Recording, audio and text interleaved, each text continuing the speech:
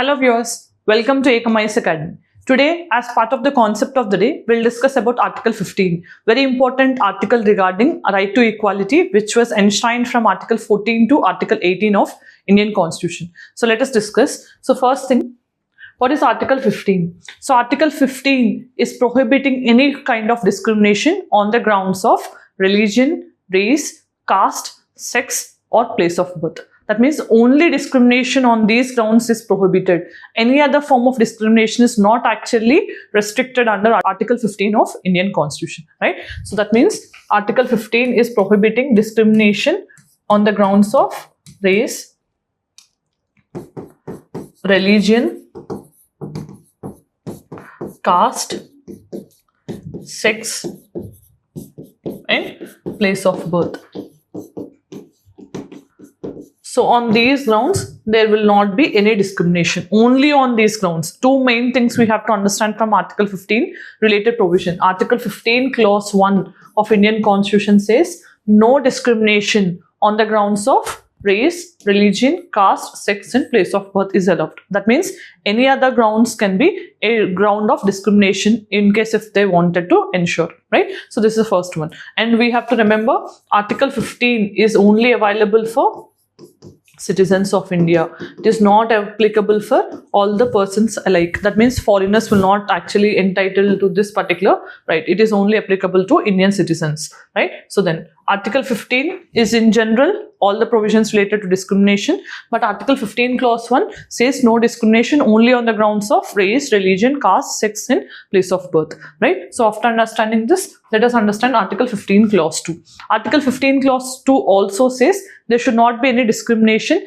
in access of public places, like it can be ponds, it can be any public places. And second provision also talks about in access to bathing guards, wells and everything, right? So in the age-old days, we used to have a lot of discrimination in terms of use of public places also. Temple entry was restricted, even usage of public places like ponds, wells and everything was restricted. So to ensure that these practices will not again happen in the future, such provisions were entitled under Article 15 clause 2, right? So especially access to public places. But what we have to understand from 15 clause 1 and 15 clause 2 is 15 clause 1 prohibits discrimination only by the state, whereas 15 clause 2 prohibits any form of discrimination on these grounds, especially by the state or even by the private. That means any person, in case if he is restricting from accessing any other person from public places and all, so he also will have the punishment according to this particular provision, right? So 15 clause 2 is applicable for both state as well as private,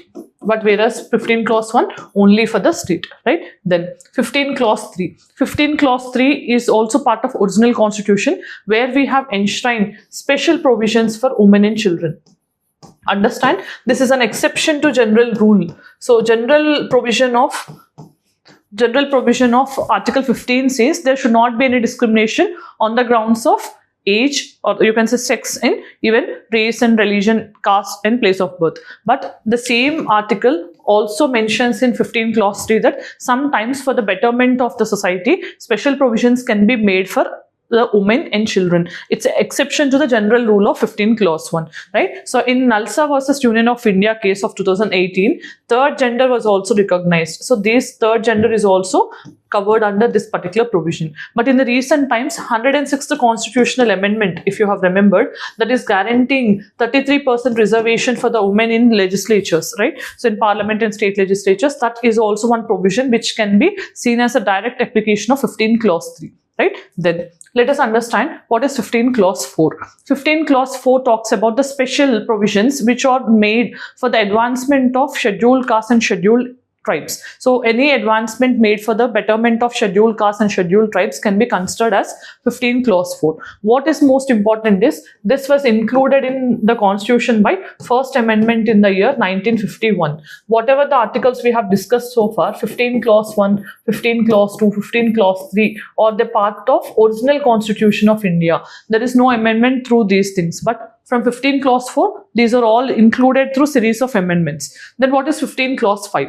It provides for special provisions for the advancement of OBCs, other backward classes, along with scheduled castes and scheduled tribes, especially in educational institutions which are aided or unaided, except the minority education institutions. So in these particular situations, we can make some provisions for the advancement of other backward classes along with SC and STs, that is covered under Article 15 Clause 5. And interestingly, this provision was inserted into the Indian Constitution by 93rd Constitutional Amendment in the year 2005. Right? So these are the important provisions. Then in the recent times, we also had this 115 Clause 6. So that is providing EWS reservation for the economically weaker sections in the open category, right? So that is authorized under 15 Clause 6. So this is one provision which was inserted by 103rd Constitutional Amendment in the year 2019, right? So this is what we have to understand. Now, let us see the main provisions as we have discussed. 15 Clause 1, 2, 3 or in like part of the original constitution.